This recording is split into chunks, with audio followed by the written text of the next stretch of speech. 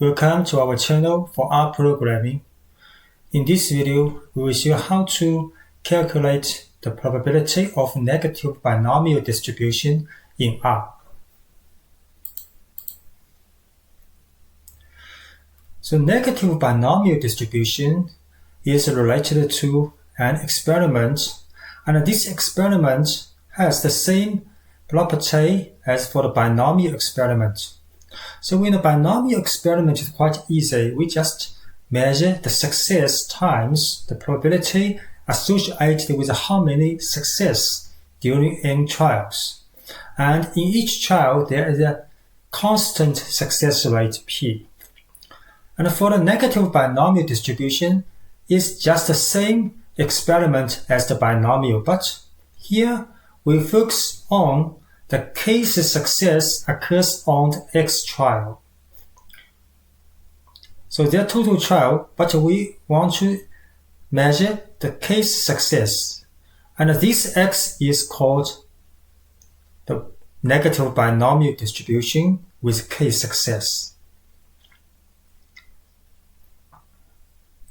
So if repeated independent trials can result in a success with probability P and a failure with the probability Q equals 1 minus P, then the probability distribution of the random variable X, which is the number of the trial on which the case success occurs, is B with asterisk X then KP. So here K is case success and X is X trial. So because the last trial is success, so when we calculate the probability, we just take the combination of X minus 1 of K minus 1. Then times PK and Q X minus K. So X can be K, K plus 1, K plus 2, and so on.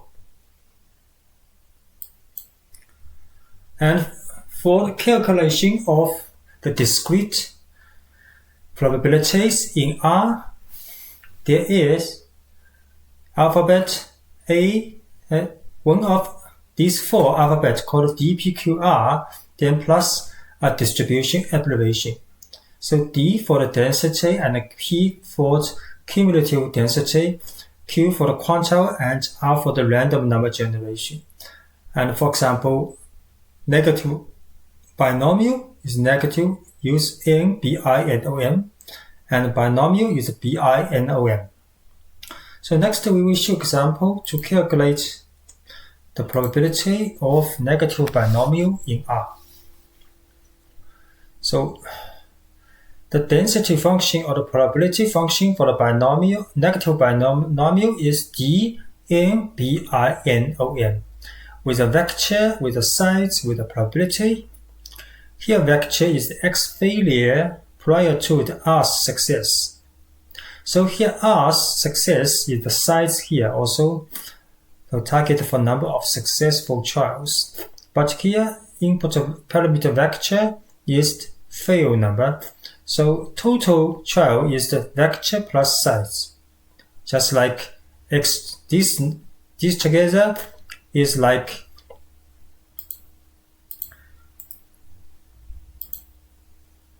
the same as X here, right?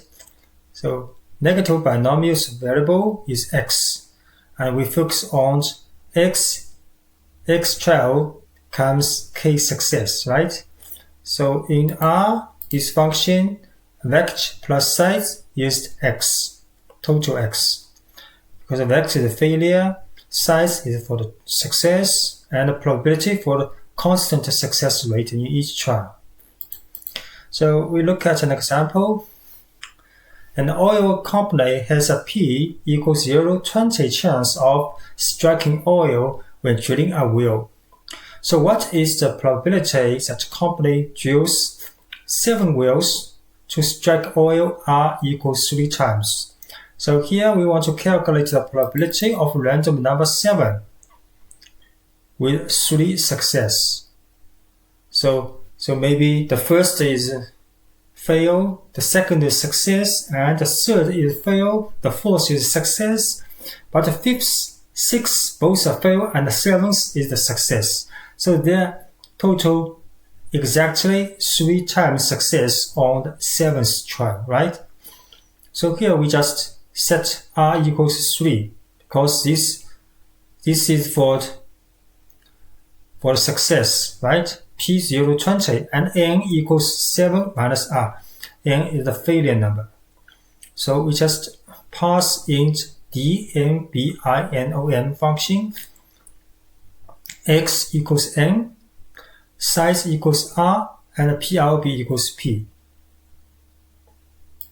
Just to run this.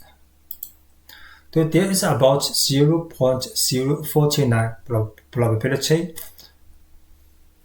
that 7th will is the third success, right?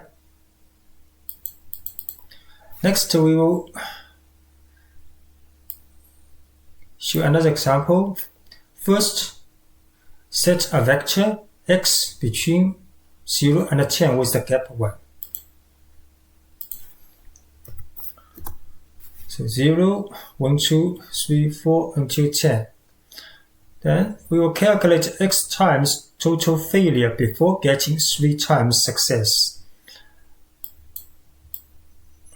For each x number, we just dnbinom with x. Then size is 3, probability 0.5 for each trial. We will run and show. So for example, 0.125, which means x is 0. So failure 0 and success is 3. What means you take 3 trials, each a success, right? So this kind of event probability is 0.125.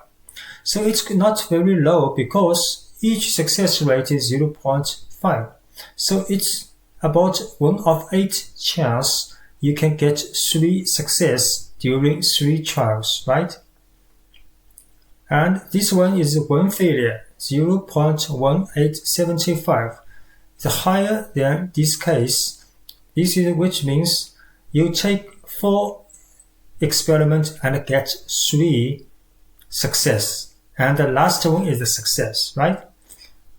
And the same probability for you take 5 trials, get 3 success with 2 failures, and so on. And for example, the last one, failure 10 is quite low, 0.008. So it's quite low probability that you have to take 13 times before you get 3 trials, right? Because here means 10 failure. So total trial is 13. You get 3 success, and the last one is a success, right? You can also download source files from this link, and more videos on rprogramming for statistics will be uploaded later on YouTube. Thanks for watching.